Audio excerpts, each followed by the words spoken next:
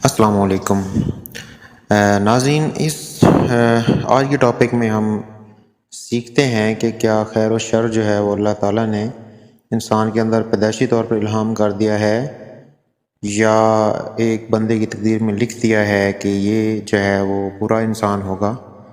اور دوسرا شخص جو ہے وہ اچھا انسان ہوگا۔ تو سورہ القیامہ کی آیت نمبر 14-15 میں ہے کہ بلکہ انسان خود اپنے اوپر گواہ ہے، اگرچہ کتنے ہی بہانے بنائے۔ قرآن نے واضح کر دیا ہے کہ اللہ نے جس طرح انسان کو دیکھنے اور سننے کے لیے کان دیے ہیں، اس طرح نیکی اور بدی کو الگ الگ پہچاننے کے لیے ایک حس اخلاقی بھی عطا فرمائی ہے، اور نفس گواہی دیتا ہے، اور جیسا اسے سنوارا پھر اس کی نیکی اور بدی اسے سمجھا دی کہ مراد کو پہنچ گیا وہ جس نے اس کو پاک کیا،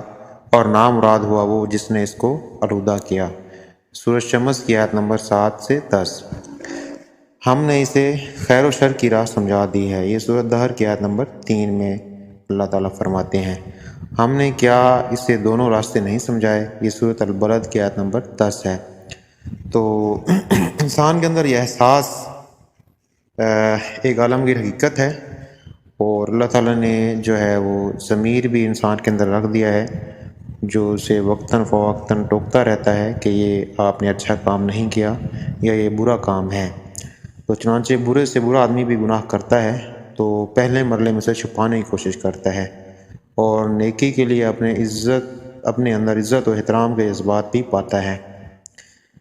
اور اسے نیکی کر کے سکون بھی حاصل ہوتا ہے۔ تو آپ صلی اللہ علیہ وآلہ وسلم نے فرمایا کہ نیکی حسن اخلاق ہے، اور گناہ وہ ہے جو تمہارے دل میں کھٹک پیدا کر دے اور تم پسند نہ کرو کہ دوسرے لوگ